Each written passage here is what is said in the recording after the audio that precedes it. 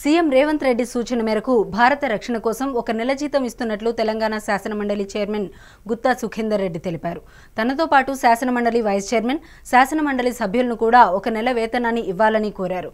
పహల్గాంలో టూరిస్టులపై ఉగ్రవాదుల నరమేధం తర్వాత భారత రక్షణ దళాలు చేపట్టిన అన్ని చర్యలను తమ సమర్థిస్తూ ఏకీభవిస్తున్నామని ఈ సందర్భంగా ఆయన తెలిపారు. ప్రస్తుత పరిస్థితులు చూస్తే పూర్తి స్థాయి యుద్ధం జరిగేటట్లుగా కనబడుతుందని ఆయన చెప్పారు.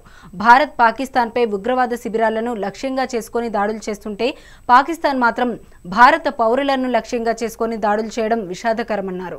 ఇది యుద్ధ నీతి కూడా కాదని ఆయన పాకిస్తాన్ చర్యలను తీవ్రంగా ఖండించారు.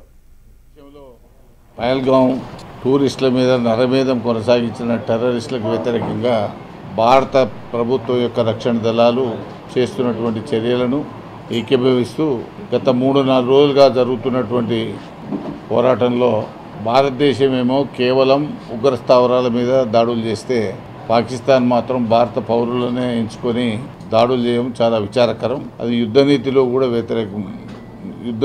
వ్యతిరేకం. దాదాపుగా పూర్తి స్థాయిలో యుద్ధానికి పోతున్నట్టుగా కనబడతా ఉన్నది.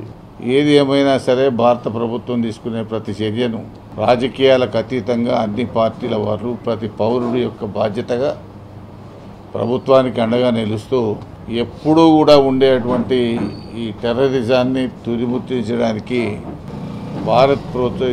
భారత్ పైన పాకిస్తాన్ ప్రోత్సహిస్తున్నటువంటి ఉగ్రవాదాన్ని కూకటి వేలతో తీసివేయాలంటే పీఓకేను విలీనం చేసుకోవడం తప్ప, అది మనదిలో భాగమే, అది దాన్ని విముక్తి కలిగించడం తప్ప మరో మార్గం కనబడడం లేదు. ఎట్టి పరిస్థితుల్లో పీఓకేను స్వాధీనం చేసుకొని భవిష్యత్తులో పాకిస్తాన్ ప్రేరేపిత ఉగ్రవాదాన్ని సంపూర్ణ స్థాయిలో అణిచివేయాల్సినటువంటి అవసరం ఉంది.